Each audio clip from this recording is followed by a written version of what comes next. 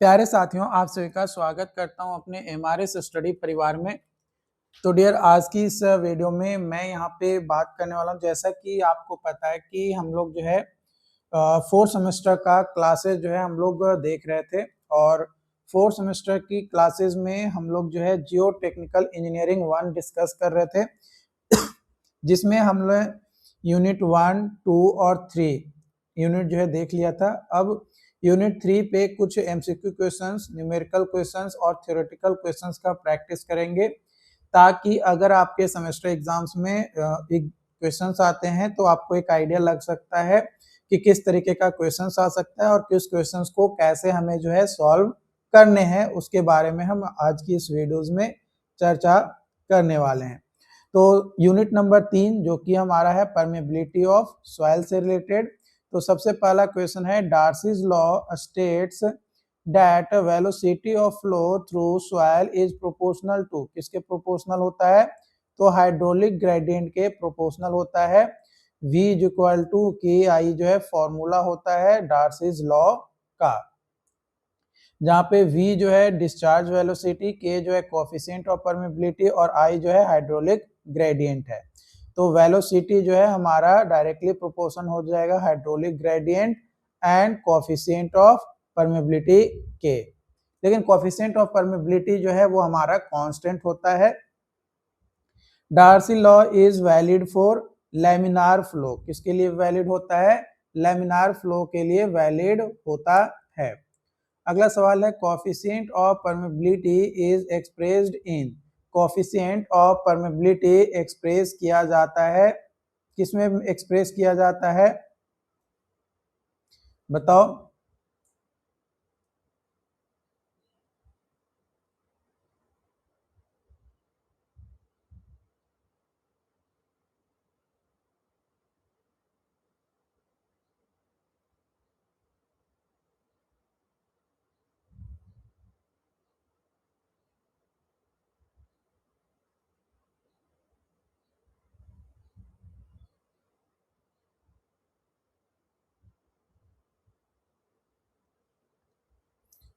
तो इसका यूनिट होता है कोएफिशिएंट ऑफ परमेबिलिटी का मीटर पर सेकेंड। क्या होता है? मीटर पर सेकेंड, या फिर कई बार लिखा रहता है सेंटीमीटर पर सेकेंड। तो यहाँ पे सही उत्तर हो जाएगा option B, metre per second. अगला सवाल है, विच soil generally possesses the highest permeability, तो ग्रेवल में सबसे ज्यादा परमेबिलिटी होता है।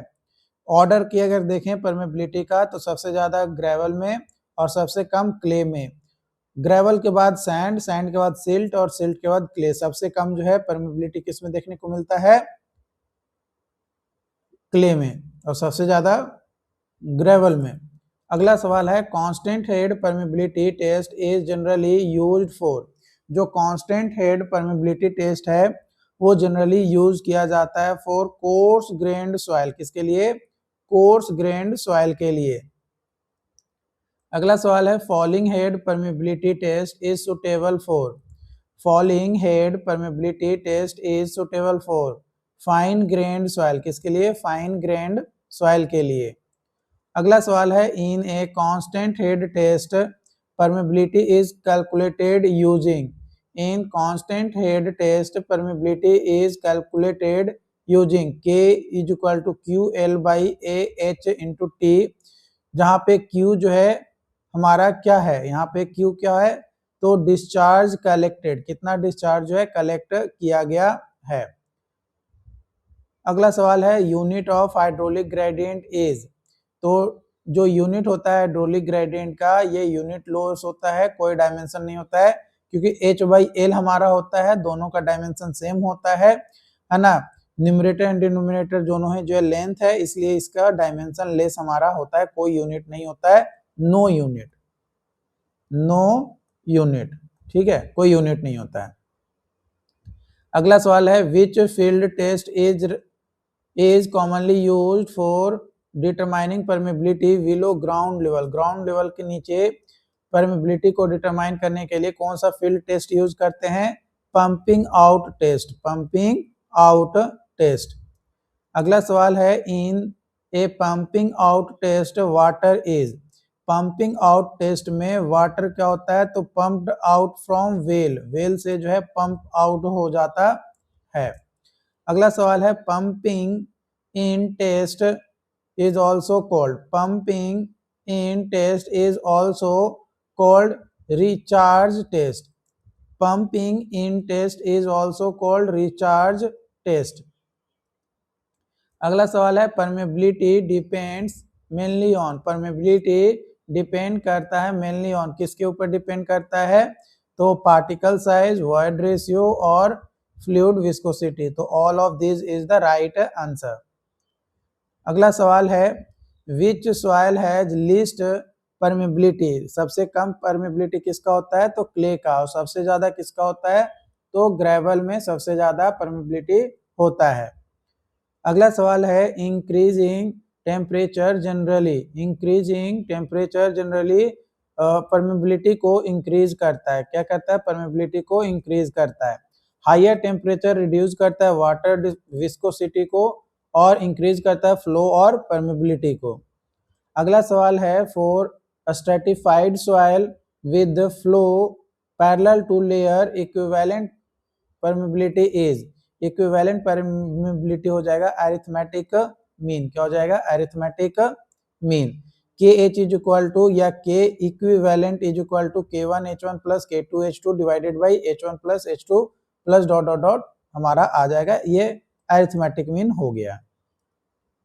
अगला सवाल है for stratified soil, for stratified soil with flow perpendicular two layers, है ना, for stratified soil with flow perpendicular two layers equivalent permeability is, equivalent permeability is harmonic mean, harmonic mean KV is equal to H by summation of HI by KI।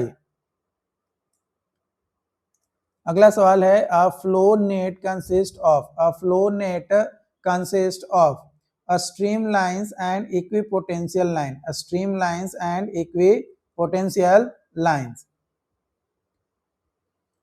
अगला सवाल है अ stream lines represent, अ stream lines represent, तो stream line represent करता है flow path of water particles, flow path of water particles.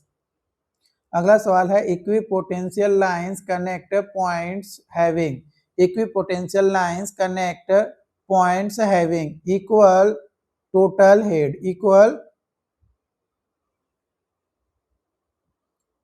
Total head. अगला सवाल है in a flow net, in a flow net a stream lines and equipotential lines intersect at, in flow net a stream lines and equipotential lines intersect at 90 degree, कितना पे, 90 degree पे। अगला सवाल है the fields formed in a flow net are approximately, the fields formed in a flow net are approximately curvilinear square, curvilinear square।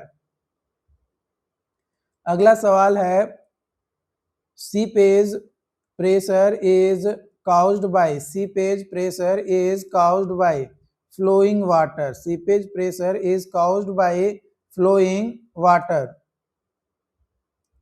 अगला सवाल है quicksand condition occurs when, quicksand condition occurs when, जब upward seepage force जो है equal होता है submerged weight of soil के। अगला सवाल है critical hydraulic gradient is approximately, critical hydraulic gradient is approximately 1, कितना होता है, 1 होता है। For most soil IC is equal to GS minus 1 by 1 plus E, जो कि क्लोज टू होता है हमारा 1 के। अगला सवाल है flow net is mainly use to determine, flow net जो है यूज किया जाता है किस चीज को डिटरमाइन करने के लिए, तो seepage quantity, uplift pressure, exit gradient, all of this is the right answer. तो यहाँ पे फ्लो नेट हम यूज करते हैं कैलकुलेट करने के लिए quantity of seepage, uplift pressure, hydraulic gradient, seepage force और सेफ्टी अगेंस्ट पाइपिंग। इन सभी को कैलकुलेट करने के लिए हम फ्लो नेट का यूज करते हैं। अगला सवाल है discharge through soil sample according to Darcy law is directly proportion to area and hydraulic gradient Q is equal to KIA। Q जो है डिस्चार्ज, K जो है कोफिशिएंट ऑफ परमेबिलिटी, I जो है हाइड्रोलिक ग्रेडियंट और A जो है cross sectional area. अगला सवाल है the hydraulic gradient is defined as, the hydraulic gradient is defined as H/L, H/L। अगला सवाल है which of following soils generally follows Darcy's law most accurately, तो सैंड, क्या होता है सैंड। अगला सवाल है the permeability of soil is mainly governed by, the permeability of soil is mainly governed by size of voids, arrangement of particles, degrees of saturation, तो all of this is the right answer.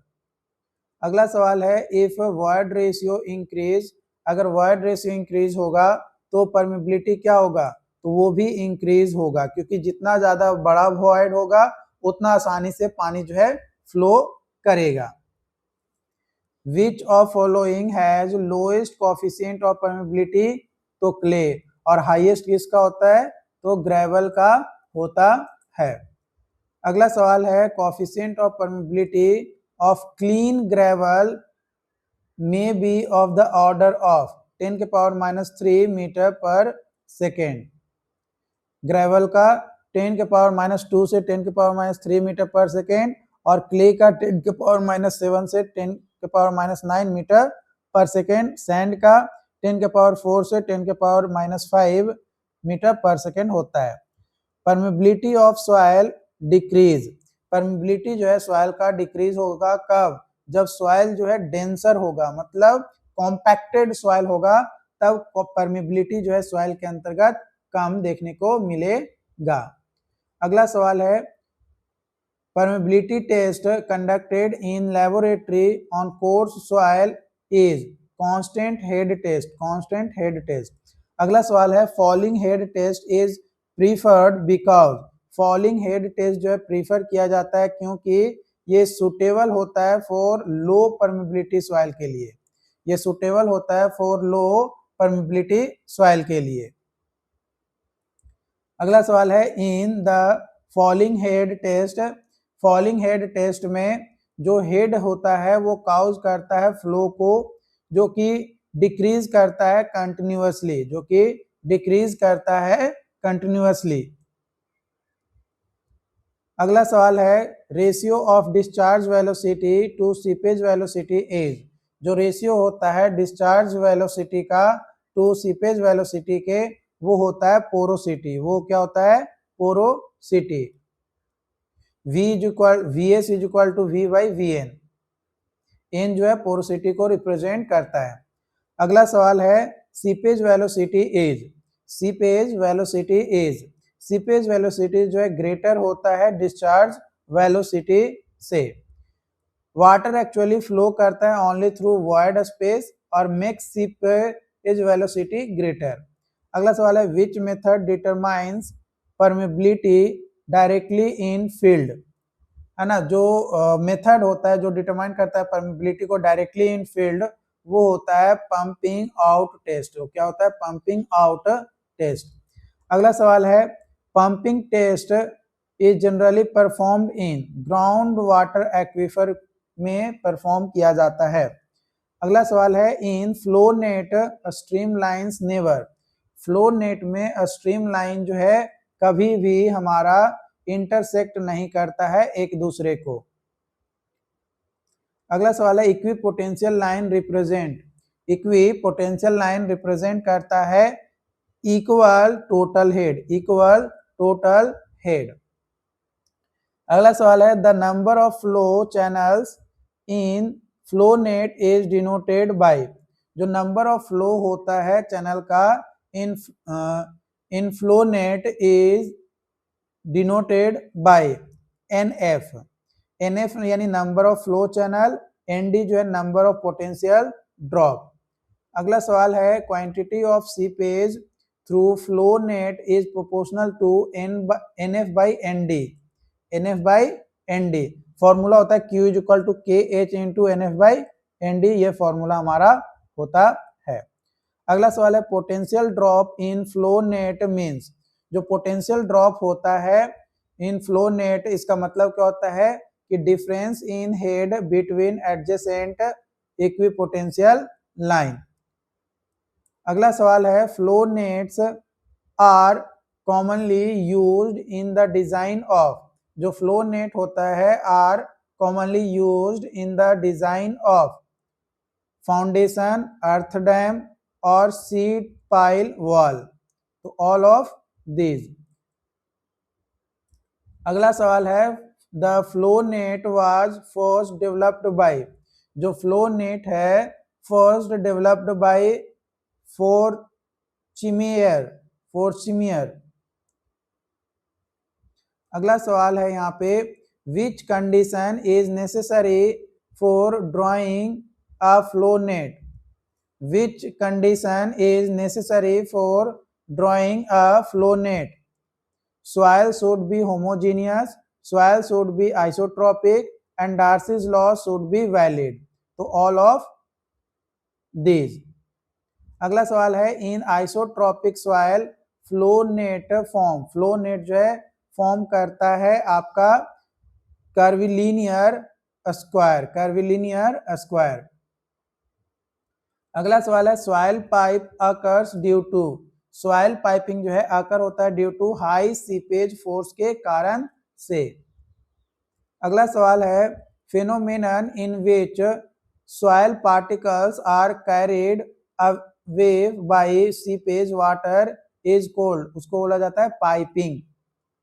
और अगर वो fail हो जाता है तो piping failure जो है बोला जाता है। अगला सवाल है upward seepage pressure cause. Upward seepage pressure cause reduction in effective stress. Reduction in effective stress. अगला सवाल है quick condition is also known as. जो क्विक कंडीशंस है उसको बोला जाता है बॉइलिंग कंडीशन। क्या बोला जाता है? Boiling condition. अगला सवाल है coefficient of permeability depends upon. जो कोफिशिएंट होता है परमेबिलिटी का वो डिपेंड करता है both soil and fluid properties के ऊपर। If permeability in horizontal direction is greater than vertical direction soil is, तो सॉइल जो है एनिसोट्रॉपिक होता है। क्या होता है? एनिसोट्रॉपिक। अगला सवाल है a soil sample has length 20 centimetre. जो सॉइल सैंपल होता है length 20 centimetre and head loss जो है हमारा 10 सेंटीमीटर होता है। Hydraulic gradient is, hydraulic gradient जो है क्या होगा? तो I is equal to H by L। तो ए जो है हमारा 10/20 तो आ जाएगा 0.5। क्या आ जाएगा? 0.5 ये आ जाएगा हमारा हाइड्रोलिक ग्रेडियंट। अगला सवाल है if coefficient of permeability is 2 × 10⁻⁴ metre per second, hydraulic gradient 0.5, तो डिस्चार्ज वेलोसिटी क्या होगा? डिस्चार्ज वेलोसिटी क्या होगा? तो V is equal to K into I होता है ना। तो V इज इक्वल टू हो जाएगा 2 × 10⁻⁴ इंटू 0.5, तो 0.5 से मल्टीप्लाई करेंगे तो 1 × 10⁻⁴, तो यह हमारा option number A is the right answer. अगला सवाल है in a flow net NF जो है 4 है, ND जो है 16 है, तो NF बाई ND क्या हो जाएगा? NF हमारा है 4, ND है हमारा 16, तो यह आ जाएगा 0.25 आ जाएगा, क्योंकि यहाँ से एक कटेगा तो 4 आ जाएगा, 1/4 को हम करेंगे 0.25, ए ऑप्शन हो जाएगा। अगला सवाल है if head loss is double. अगर हेड लॉस को जो है डबल करते हैं तो discharge according to Darcy's law क्या हो जाएगा? तो वो भी डबल हो जाएगा। अगला सवाल है यहाँ पे कि विच of following is not a factor affecting permeability. कौन सा फैक्टर जो है परमेबिलिटी को अफेक्ट नहीं करता है? तो specific gravity of steel, steel का स्पेसिफिक ग्रेविटी से हमें कोई लेना देना नहीं है परमेबिलिटी को, माने अगर वो कितना भी हो, 1 हो, 4 हो, 5 हो, 10 हो, हमें तो भाई उससे कोई मतलब नहीं है, कितना भी वो वैल्यू जो हमारा आ जाए, है ना, कितना भी वैल्यू आ जाए हमें उससे कोई फर्क नहीं पड़ता।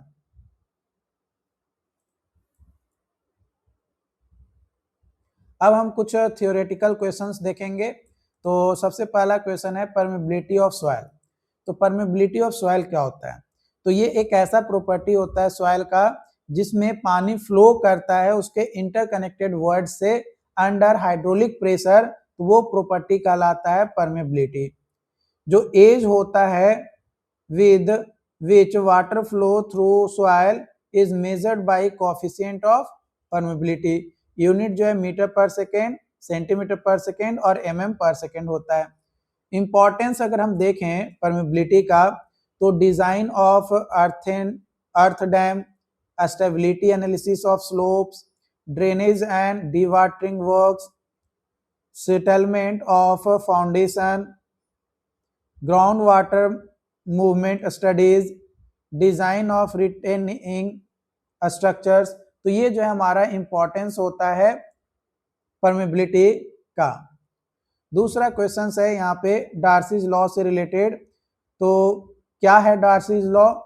तो डार्सी लॉ हमें बताता है कि rate of flow through porous medium, मतलब पोरस मीडियम के थ्रू जो फ्लो का रेट होता है वो डायरेक्टली प्रोपोर्शनल होता है हाइड्रोलिक ग्रेडियंट के और cross sectional area perpendicular to flow के।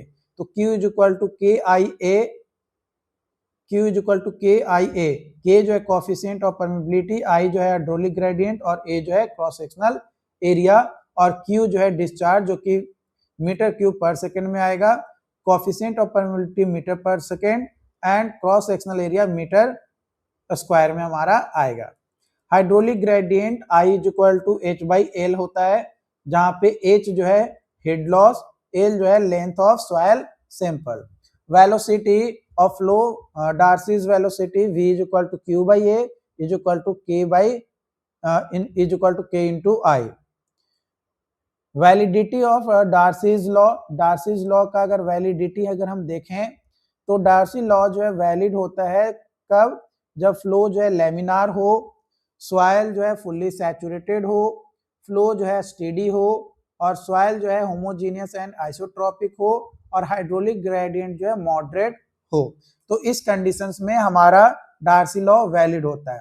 बट कुछ कंडीशन ऐसा भी आता है जहां पे डार्सी लॉ वैलिड नहीं हो पाता है, तो वो कंडीशन है आपका course gravel and boulders, turbulent flow condition और वेरी हाई हाइड्रोलिक ग्रेडियंट। अगर ये कंडीशन आता है तो डार्सी लॉ जो है वैलिड नहीं होगा।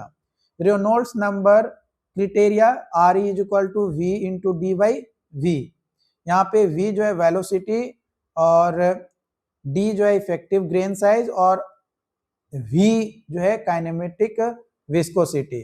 माने एक स्मॉल v हो गया, एक कैपिटल V हो गया। तो स्मॉल v जो है वेलोसिटी को रिप्रेजेंट कर रहा है, ठीक है, और कैपिटल V जो है ये आपका काइनेमेटिक विस्कोसिटी को रिप्रेजेंट कर रहा है।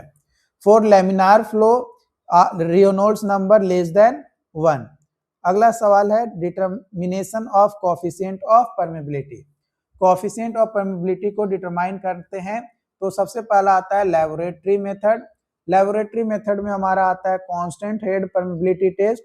इसका मेन सिद्धांत ये होता है कि ये सूटेबल होता है कोर्स ग्रेन सॉइल के लिए, जैसे सैंड और ग्रेवल में, जहां पे परमेबिलिटी जो है बहुत ही ज्यादा देखने को मिलता है। कांस्टेंट हेड या कांस्टेंट वाटर हेड जो है ये मेंटेन किया जाता है throughout the test. Apparatus इसमें यूज किया जाता है हमारा permeameter, water tank, measuring cylinder और सॉइल स्पेसिमेन। इसका प्रोसेस क्या होता है कि सबसे पहले हम सॉइल का सैंपल लेते हैं और उसको परमियोमीटर में रखते हैं, फिर कांस्टेंट हेड जो डिफरेंस होता है वो मेंटेन करते हैं, फिर वाटर को फ्लो करना स्टार्ट करते हैं सैंपल के थ्रू और जो भी पानी हमारा फ्लो होके निकलता है बाहर उसको कलेक्ट कर लेते हैं, जो सॉइल के थ्रू कलेक्टेड होता है। और वॉल्यूम हम चेक कर लेते हैं, मेजर कर लेते हैं, जो हमने पानी कलेक्ट किया थ्रू पासिंग या कलेक्टिंग थ्रू सॉइल सैंपल, तो पानी को मेजर कर लेते हैं। फॉर्मूला हम यूज करते हैं K equal to Q into L divided by A into H into T, जहाँ पे Q जो है हमारा वॉल्यूम होता है वाटर का जो कलेक्ट किया जाता है, L जो है लेंथ ऑफ स्पेसिमेन, A जो है area of soil sample, H जो है हेड डिफरेंस और T जो है टाइम हमारा होता है। एडवांटेज अगर देखें तो सिंपल एंड एक्यूरेट होता है एंड सुटेबल होता है फॉर कोर्स सॉइल के लिए, सुटेबल होता है फॉर कोर्स सॉइल।